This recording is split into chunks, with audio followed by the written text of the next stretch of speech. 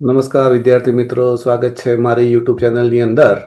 આજે આપણે નવી એક્ટિવિટી જોઈશું. સ્ટાન્ડર્ડ 7 લોંગર શાર્પર બિગરની એક્ટિવિટી 8 અને 9 એક સાથે આની સાથે અભ્યાસ કરીશું. So let's see what is there in this activity. તો અહીંયા વિદ્યાર્થી મિત્રો, તમે જેમ સ્ક્રીન ઉપર જોઈ શકો છો કે એક્ટિવિટી 8 અહીં પપ્પુએ પ્રાણીઓ વિશેની માહિતી ગ્રાફ સ્વરૂપે રજૂ કરી છે. તે વાંચો અને તેના નીચે આપેલી માહિતી પૂર્ણ કરો. તો અહીંયા પપ્પુએ પ્રાણીઓ વિશેની માહિતી ગ્રાફમાં રજૂ કરી છે. અહીંયા તમે જોઈ શકો છો કે પ્રાણીઓના નામ આપેલા છે. અહીંયા ડોગ છે, કાઉ છે, સ્વેન છે, ટોર્ટોઇસ છે. આ બધા પ્રાણીઓના નામ અહીંયા આપેલા છે અને તેમનું લાઈફ સ્પેન એટલે કે એમનું આયુષ્ય, એ કેટલા વર્ષ સુધી એ પ્રાણી જીવી શકે છે, એનું આયુષ્ય કેટલું હોય છે, તો એ અહીંયા આપવામાં આવ્યું છે. તો અહીંયા આપણે બધા પ્રાણીઓના આયુષ્ય અહીંયા આપેલા છે અને સૌથી લાંબુ આયુષ્ય અહીંયા ટોર્ટોઇઝ એટલે કાચબાનું છે અને સૌથી ઓછું આયુષ્ય અહીંયા આપણે જોઈ શકીએ છીએ કે ડોગ કૂતરાનું હોય છે. તો આ તમારે સ્ટડી કરવાનું છે. અહીંયા તમામ પ્રાણીઓ, જેમાં મેન પણ આવી ગયો છે, માણસોનું પણ આયુષ્ય અહીંયા આપેલું છે અંદાજિત. તો આના આધારે આપણે આ એક્ટિવિટી કરીશું. અને તમે પહેલા બરોબર સમજો અને પછી આપણે આગળના આને લગતા જે પણ એક્ટિવિટી છે એ આપણે સોલ્વ કરીશું. તો લેટ્સ સી આમાં શું કરવાનું છે આગળ. તો અહીંયા આપણને બ્લેન્ક્સ આપેલી છે, પ્રાણીઓના નામ આપેલા છે અને એમનું આયુષ્ય કેટલું છે, એમનું લાઈફ સ્પેન કેટલું છે એ આપણે લખવાનું છે. તો સૌથી પહેલા અહીંયા ચિમ્પાન્જી આપેલું છે. તો ચિમ્પાન્જીનું આયુષ્ય કેટલું છે એ આપણે આગળ જે જોયું એના આધારે અહીંયા લખવાનું છે. તો ચિમ્પાન્જીનું આયુષ્ય અહીંયા છે. તો ચિમ્પાન્જીનું આયુષ્ય અહીંયા છે 40 વર્ષ, 40 years. 40 વર્ષ સુધી ચિમ્પાન્જી જીવી શકે છે અંદાજિત. પછી 22 વર્ષ કોનું આયુષ્ય છે એ તમારે જે ગ્રાફ આપણે આગળ જોયો એમાં જોઈ અને નક્કી કરવાનું છે.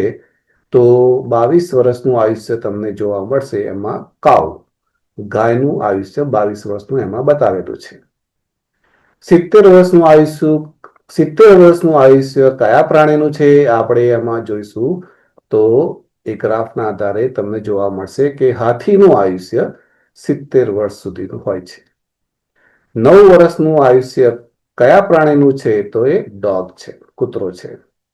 અને સૌથી માનવી જે આપણું આયુષ્ય અહીંયા આપણને જોવા મળશે 100 years. 100 વર્ષ સુધી આદમી જીવી શકે જો એ એનું ખાનપાન અને એક્ટિવિટી, કસરત, યોગા બધું જો કરે તો એવું કહેવાય છે કે આરામથી 100 વર્ષ નિરોગી આયુષ્ય આપણે ભોગવી શકીએ છીએ. બીજું અહીંયા આપેલું છે સ્વેન. તો હંસ, એનું પણ આયુષ્ય 100 વર્ષનું હોય છે. ટોર્ટોઇઝ 150 વર્ષ, સૌથી વધારે આયુષ્ય ટોર્ટોઇઝનું હોય છે. કાચબુક એવું કહેવાય છે કે આનાથી પણ વધારે જીવી શકે છે. જે દરિયાઈ સમુદ્રમાં રહેતા કાચબાઓ છે એ તો સૌથી વધારે જીવી શકે છે. પછી ગોટ એટલે બકરીનું આયુષ્ય છે 10 વર્ષનું. ઘોડાનું આયુષ્ય છે 50 વર્ષનું. અને સીપ એટલે ઘેટાનું આયુષ્ય હોય છે 10 વર્ષનું. તો આ રીતે તમારે અહીંયા આયુષ્ય લખવાના છે તમારી એક્ટિવિટીની અંદર. તમારે ડાયરેક્ટ આ ટેક્સ્ટ બુકમાં લખી દેવાનું હોય છે. પછી આપણે આગળ જઈશું. હવે અહીંયા બીજા થોડાક પ્રશ્નો પૂછેલા છે. અહીંયા પ્રશ્નો ઉપરથી તમારે જવાબ લખવાના છે. ઉપરની વિગતોના આધારે નીચેના પ્રશ્નોના જવાબ આપો. ઉપર જે વિગતો આપણે જોઈ એના જ આધારે અહીંયા આપણે પ્રશ્નોના જવાબ આપવાના છે. તો નંબર 1માં અહીંયા કહેવામાં આવ્યું છે who lives shorter life than chimpanzee, કે ચિમ્પાન્જી કરતા નાનું, ઓછું આયુષ્ય, ઓછું જીવન કયા પ્રાણીનું હોય છે, કયું પ્રાણી જીવે છે. તો એ આપણે એ જે આગળ પહેલો જે ચાર્ટ જોયો એમાં જ જોઈ અને શોધવાનું છે કે ચિમ્પાન્જી કરતા ઓછું આયુષ્ય કયા પ્રાણીનું છે તો હિયર ઇઝ ધ આન્સર. એક જ આપણે લખવાનું છે ધ શીપ એટલે કે ઘેટા. The sheep lives shorter life than the chimpanzee. Chimpanzee કરતા ઘેટાનું આયુષ્ય ઓછું હોય છે, ઓછું જીવે છે, ઓછું જીવન એનો સમયગાળો હોય છે. પછી બીજો પ્રશ્ન અહીંયા છે who lives longer than the goat. તો ગોટ એટલે બકરી, બકરી કરતા વધારે લાંબુ કોણ જીવે છે? તો બકરી કરતા વધારે લાંબુ કોણ જીવે છે? તો elephant. The elephant lives longer than the goat. હાથી બકરી કરતા વધારે જીવે છે. પછી આપણે ત્રીજો પ્રશ્ન જોઈશું હુઝ લાઈફ એટલે કોનું જીવન? Whose life span is shorter than the horse life span. તો કોનો જીવનનો સમય એ ઘોડાના સમય કરતા પણ વધારે નાનો હોય છે, ટૂંકો હોય છે. તો ઘોડા કરતા ઓછું, ઇન શોર્ટ ઘોડા કરતા પણ ઓછું કોણ જીવે છે? ઘોડા કરતા પણ કોનું આયુષ્ય વધારે ઓછું હોય છે? તો we will find it here. Cow's lifespan is shorter than the horse lifespan. તો ગાયનું જીવન એ ઘોડા કરતા પણ ઓછું હોય છે. તો આ રીતે વિદ્યાર્થી મિત્રો તમારે તમારી ટેક્સ્ટ બુકની અંદર જ આના જવાબો લખી દેવાના છે અને સમજીને લખવાના છે, એમને એમ ઉતારા કરવાના નથી. You must understand before you write in your book. પછી 4 નંબરનો પ્રશ્ન જોઈશું whose lifespan is longer than the sea. તો ઘેટા કરતા પણ વધારે આયુષ્ય, વધારે લાંબુ આયુષ્ય કોનું હોય છે? તો ઘેટા કરતા વધારે કોણ જીવી શકે છે? તો આપણે આગળના જે ચાર્ટ પ્રમાણે જોઈશું તો ઘેટા કરતા તો માનવીનું આયુષ્ય, માનવીના આયુષ્યનું જીવન જે છે એ ઘેટા કરતા પણ વધારે હોય છે. 5 નંબરની અંદર whose life span is shorter than rabbit. સસલા કરતા પણ નાનું ઓછું આયુષ્ય કોનું હોય છે? તો the sheep's life span is shorter than the rabbit. તો ઘેટાનું આયુષ્ય એ સસલા કરતા પણ ઓછું હોય છે. 6 નંબરનો પ્રશ્ન જોઈશું હુ લીવ્સ લોંગર ધેન મેન. હવે આપણા કરતા, માનવીઓ કરતા પણ વધારે આયુષ્ય કોણ જીવે છે? તો એક તો કાચબો છે અને હંસ છે. The tortoise and the swan lives longer than the main.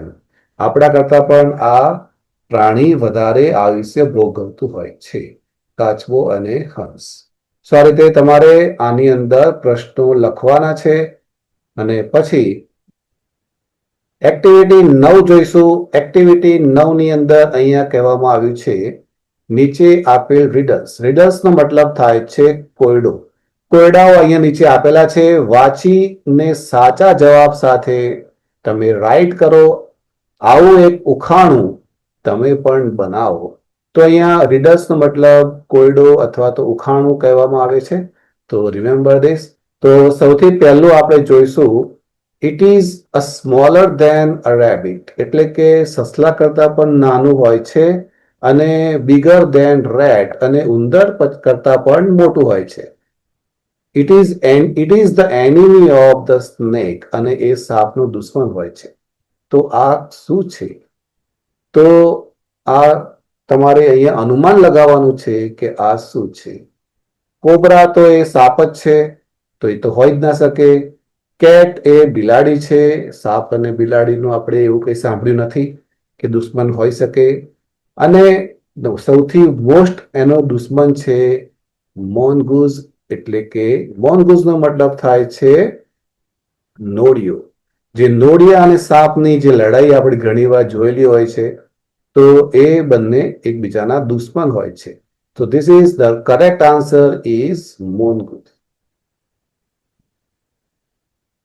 પછી 2 નંબરનો પ્રશ્ન છે it is bigger than a sparrow. ચકલી કરતા પણ મોટું હોય છે. And smaller than a crow. કાગડા કરતા નાનું હોય છે. Its colour is green. તેનો કલર લીલો હોય છે. અને તે શું છે? તો લીલા કલરનું પ્રાણી, લીલા કલરનું પક્ષી અહીંયા કયું આપણને, જો પીઝન્સ એટલે કબૂતર છે જે લીલું નથી હોતું. કોક એટલે તો કુકડો કહેવાય જે પણ નથી હોતો. તો correct answer is the parrot. પોપટ જે હોય છે એ એનો સાચો જવાબ ધ પોપટ, parrot. The parrot is the correct answer here. So let's move forward. Let's move further. પછી આપણે અહીંયા 3 નંબરનો પ્રશ્નને સમજીશું. It runs faster than the horse. ઘોડા કરતા પણ ઝડપથી તે દોડી શકે છે. And the deer. અને હરણ કરતા પણ ઝડપથી દોડી શકે છે. It is a wild animal. તે જંગલી પ્રાણી છે. It has very sharp claws and teeth. તેને ખૂબ જ અણીદાર પંજા હોય છે અને દાંત હોય છે. What is it? તે શું છે? તો કૂતરો તો ના હોઈ શકે, કેટ પણ ના હોઈ શકે, and it is, we can say it is ચિત્તા. તો ચિત્તા એ ઝડપથી દોડી શકે છે, ઘોડા અને હરણ કરતા પણ ઝડપથી દોડી શકે છે, અને તેની હાથના પંજા અને જે દાંત હોય છે એ ખૂબ જ તીક્ષ્ણ હોય છે, અણીદાર હોય છે.